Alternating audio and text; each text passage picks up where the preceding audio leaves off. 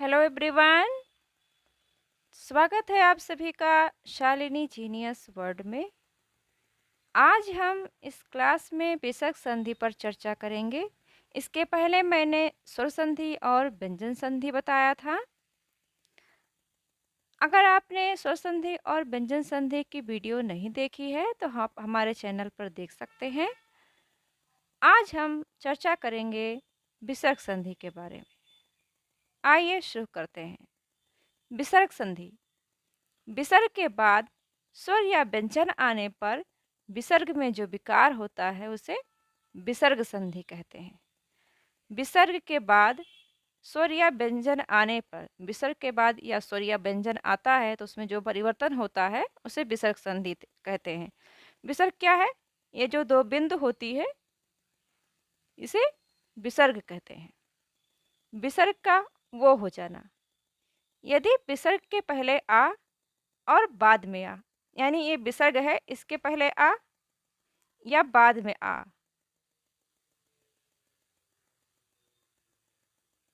अथवा तीसरा वर्ण, चौथा वर्ण, पांचवा वर्ण अथवा या रा लावा हा हो तो विसर्ग का वो हो जाता है।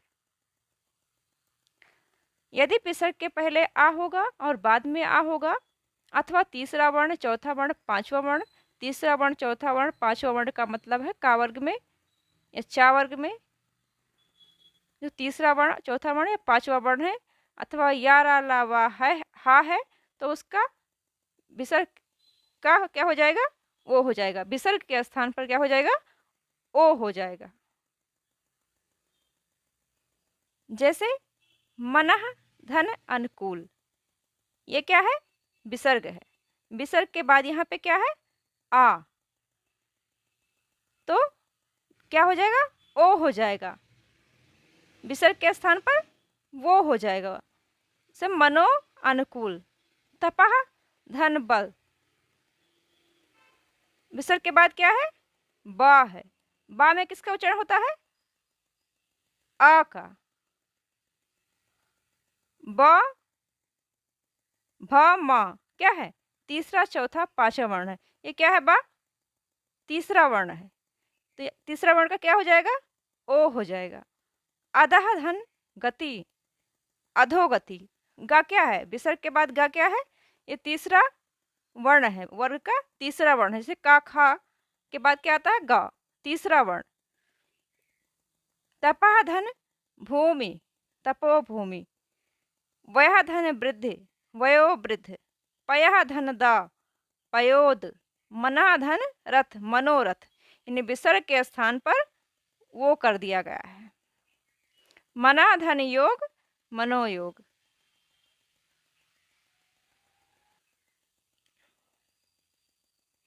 विसर्ग का रा हो जाना। यदि विसर्ग से पहले आ, बड़ा आ को छोड़कर कोई दूसरा स्वर हो और बाद में बड़ा आ, छोटा ऊ, बड़ा ऊ, तीसरा वर्ण, चौथा वर्ण, पांचवा वर्ण या रा लावा में से कोई हो तो विसर्ग का रा हो जाता है। यदि विसर्ग से पहले आ, बड़ा आ को छोड़कर कोई दूसरा स्वर हो और बाद में बड़ा आ, छोटा ऊ, बड़ा ऊ, तीसरा वर्ण, चौथा वर्ण और पांचवा वर्ण हो या रा लावा में से कोई हो तो विसर्ग का क्या हो जाएगा? रा हो जाएगा। उदाहरण देखेंगे। जन्नी धन आशा, ये क्या है? विसर्ग। और विसर्ग के बाद क्या आया है? बड़ा आ आया है तो यहाँ पे बड़ा आ का क्या हो जाएगा? रा हो जाएगा। निधन राशा, सॉरी, विसर्ग का क्या हो जाएगा? रा हो जाएगा। निधन आशा का आ का क्या हो जाएगा? रा हो जाएगा। निराशा, नि धन धन, निर्धन। नहीं, विसर्ग है यहाँ पे। विसर्ग के बाद क्या आया है? ध आया है, रा हो जाएगा।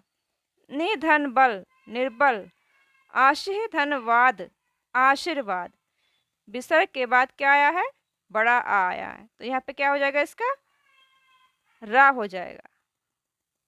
दूधन उपयोग, यहाँ पे विसर्ग के बाद क्या आया है? छोटा ऊ आया है, तो अगर विसर्ग के बाद छोटा ऊ होगा या बड़ा ऊ होगा तो उसका क्या हो जाएगा, रा हो जाएगा। तो यहाँ पे क्या हो गया, दुरुपयोग। विसर्ग का शा हो जाता है यदि विसर्ग के पहले कोई स्वर हो और बाद में च, छ या शा हो तो विसर्ग का आधा शा हो जाता है। यदि विसर्ग के पहले कोई स्वर हो और बाद में च, छ या शा हो तो विसर्ग का श हो जाता है।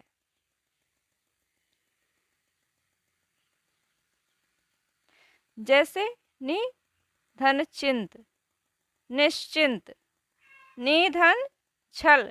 विसर्ग के बाद यहाँ पे क्या है, छा है। निधन छल, निश्चल, यहाँ पे क्या है, विसर्ग। और विसर्ग के पहले क्या है, स्वर। स्वर जैसे छोटी की मात्रा है ना पे क्या हो गया, स्वर। और स्वर के बाद क्या है, छ। तो छा होगा, अगर विसर्ग के बाद छा होगा तो क्या हो जाएगा, आधा शा हो जाएगा। दूधन शासन, दुशासन। दूधन चरित्र, दुश्चरित्र। विसर्ग का बा हो जाता है, आधा बा हो जाता है। विसर्ग के पहले छोटी, छोटा ऊ और बाद में का, ख, ट, ठ, प, भा फा में से कोई वर्ण हो तो विसर्ग का श हो जाता है।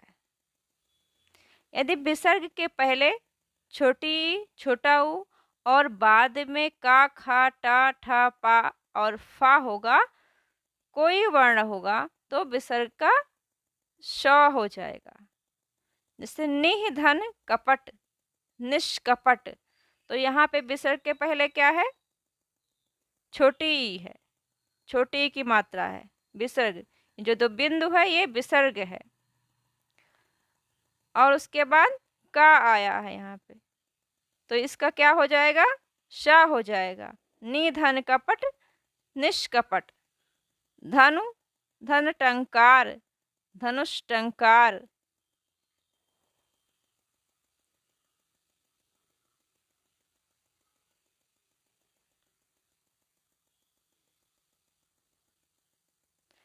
निधन ठुर, निष्ठुर। निधन प्राण, निष्प्राण। निधन फल, निष्फल। विसर्ग का सा हो जाना। विसर्ग के बाद यदि ता या सा हो तो विसर्ग का आधा सा हो जाएगा। ये जो दंत सा है ये आधा हो जाएगा विसर्ग के बाद यदि ता या सा होगा। जैसे निधन तेज, तो ये दो बिंदु क्या है, विसर्ग है। इसके बाद क्या आया है, ता आया है, तो ता का क्या हो जाएगा, आधा सा हो जाएगा। नि धन तेज, निस्तेज। विसर्ग का लोप हो जाना। लोप का मतलब है लुप्त होना या गायब होना। यदि विसर्ग के बाद रा हो तो विसर्ग लुप्त हो जाता है और उससे पहले दीर्घ स्वर हो जाता है। दीर्घ स्वर का मतलब है बड़ी मात्रा। जैसे नि धन रोग, निरोग। तो यहाँ पे विसर्ग के बाद रा है, विसर्ग के बाद ये बिंदु विसर्ग है, ये रा है, विसर्ग के बाद क्या आया, रा आया है, तो विसर्ग यहाँ पे क्या हो जाएगा, गायब हो जाएगा और उससे पहले दीर्घ स्वर हो जाएगा। तो यहाँ पे छोटी की मात्रा है, यहाँ पे क्या हो गया, बड़ी की मात्रा। निधन रोग, निरोग। निधन रस, नीरस। यदि विसर्ग से पहले छोटा आ या बड़ा आ हो तो और विसर्ग के बाद कोई भिन्न स्वर हो तो विसर्ग लुप्त हो जाता है। जैसे अतः धन यो, अतयो। विसर्ग से पहले ये विसर्ग है, विसर्ग से पहले आ आता है या बड़ा आ आता है और विसर्ग के बाद कोई भिन्न स्वर आता है। तो ता में किसका उच्चारण होता है, आ का होता है। तो विसर्ग के पहले क्या आया है? आ आया है। आ के बाद क्या है? भिन्न स्वर है, ए है। तो इसका क्या यहाँ पे क्या हो जाएगा? यहाँ पे भी विसर्ग लुप्त हो जाएगा, अतः हो जाएगा अत यो।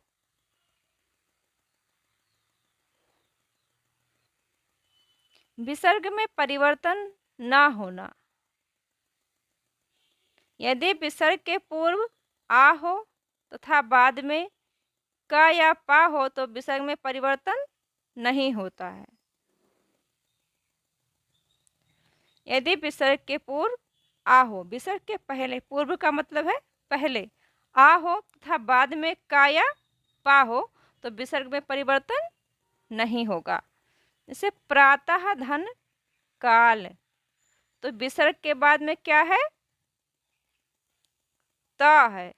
त में किसका उच्चारण होता है? अ का उच्चारण होता है। और उसके बाद में क्या है? का है। या पा होगा तो विसर्ग में परिवर्तन नहीं होगा। प्रातः धन काल, प्रातः काल, यानी इसमें ये जो धन है इसको हटा के ज्यों का त्यों लिखेंगे।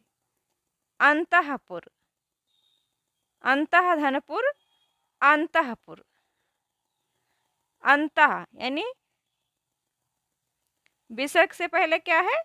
अ है और उसके बाद में क्या आया है? पा आया है। यानी कि विसर्ग के बाद का या पा आएगा, उसके पहले छोटा आ होगा तो वहाँ पे परिवर्तन नहीं होगा, ज्यों का त्यों लिखा जाएगा। अधः, अधः धन पतन, अधः पतन। ध में किसका उच्चारण होता है? आ का, यानी विसर्ग के पहले आ है और उसके बाद क्या है? पा आया है, तो यहाँ पे परिवर्तन नहीं होगा। विसर्ग से पहले छोटा आ होगा और विसर्ग के बाद में का या पा होगा तो उसमें परिवर्तन नहीं होगा।